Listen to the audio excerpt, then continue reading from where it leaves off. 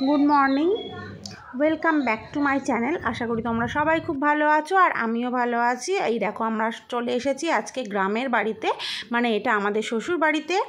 আর হ্যাঁ, আজকে আমরা আসিনি, আমরা এসেছি কাল রাতের বেলা। তো কাল রাতের ভিডিওটা দেখানো সম্ভব হয়নি, তাই আজ থেকে তোমাদেরকে শেয়ার করছি। আর সকাল সকাল ঘুম থেকে উঠে দেখো বিছানাটা গুছিয়ে নিয়েছি খুব সুন্দর করে। আর তারপর দেখো চলে এসেছি ছাদে। তো ছাদের চারিদিকটা তোমাদের সঙ্গে শেয়ার করছি। প্রচুর গাছপালা দিয়ে ঢাকা, যেহেতু এটা গ্রাম সেই জন্য এখানে গাছপালা তো বেশি হবেই। আর গাছপালা যেখানে সেখানে তো প্রাকৃতিক সৌন্দর্যটা বেশি। তো চলো সকাল সকাল ছাদে এসেছি, গরমে এমনি নয়, এসেছি একটা কাজে। সকালে এসেছিলাম তেঁতুলটাকে রোদ্দুরে দিতে। আর তেঁতুল রোদ্দুরে দিচ্ছি কারণ জাভেদ খেতে চেয়েছে তেঁতুলের আচার ওর দাদির কাছে। ওর দাদি এই আচারটা খুব ভালো বানায়, তো সেই জন্যে প্রতি বছর তেঁতুলের আচার করে আর ওর দাদি ওকে দেয়। তো সেই জন্য এবার এসে বায়না ধরেছে তেঁতুলের আচার খাবে, আর ওর দাদু নিয়ে এসেছে বাজার থেকে। তো এখন আমি এটাকে রোদ্দুরে খুব ভালোভাবে শুকিয়ে নেব, নাকি এটাকে ভালোভাবে শুকালে আচারটা নাকি খুব ভালো হয়। তো সেই জন্য এসেছিলাম। আর এই দেখো বাড়ির সামনে একটা বেল গাছ আছে আমাদের, এই গাছে কিন্তু প্রচুর বেল হয়। আর এটা বাড়ির পেছন দিকটা, এখানে একটু জায়গা খালি ছিল, উঠোন ছিল, সেখানে আমার শ্বশুর শাশুড়ি মিলে এখানে একটা ছোট্ট ক্ষেত টাইপের করেছে, যেখানে কিনা কিছু সবজি গাছ আছে, কিছু ফলের গাছ আছে। তো চলো নিচেটা পুরোটা দেখিয়ে দিই, কী কী গাছ এখানে চাষ করা হয়েছে তোমাদেরকে দেখিয়ে দিই। দেখো এখানে কিছুটা জায়গা ঘিরে ভালো করে নেট দিয়ে সেখানে পটল চাষ করা হয়েছে। দেখো ছোট ছোট পটল ধরেছে গাছে, বেশ কিছুটা পটল কিন্তু আমরা তুলে নিয়ে গেছি আর ঘরে রান্নাও করেছি। টেস্ট কিন্তু দারুণ ছিল।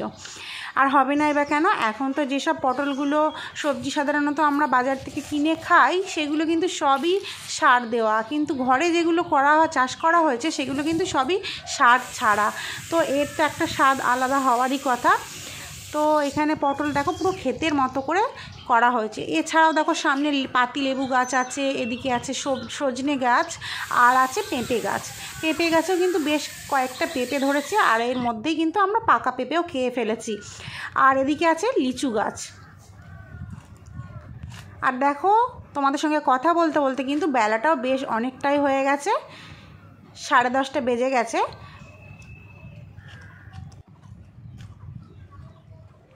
আর এদিকে দেখো নিচে দেখো এখানে কুমড়ো গাছ আছে, কুমড়ো শাকও বেশ ভালোই খাওয়া হয়েছে আমাদের। তো তারপর দেখো আমার শ্বশুরমশাই বাজার থেকে কিন্তু নিয়ে চলে এসেছে এত বড় একখানা মাছ। তো আমার শ্বশুরমশাই যেমন মাছ খেতে ভালোবাসেন, শাশুড়িমা তেমনই মাছ কাটতেও রান্না করতে খুবই ভালোবাসেন। তো উনি নিয়ে বসে পড়েছেন মাছটাকে কাটার কাজে। আর এই দেখো জাভেদ উঠে পড়েছে ঘুম থেকে।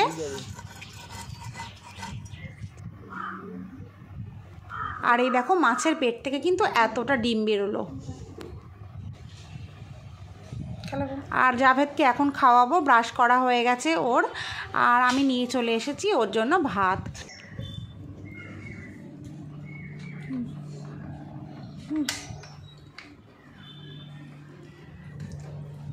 তো তারপর দেখো খাবার দাবার সেরে এখানে ওরা খেলায় লেগে পড়েছে, আর আমরা কিন্তু চলে এসেছিলাম সোজাসুজি রান্নাঘরে। তো এখানে মাছ ভাজার কাজ কমপ্লিট, আর এখন এখানে মাছ রান্নাটাও প্রায় হয়ে এসেছে।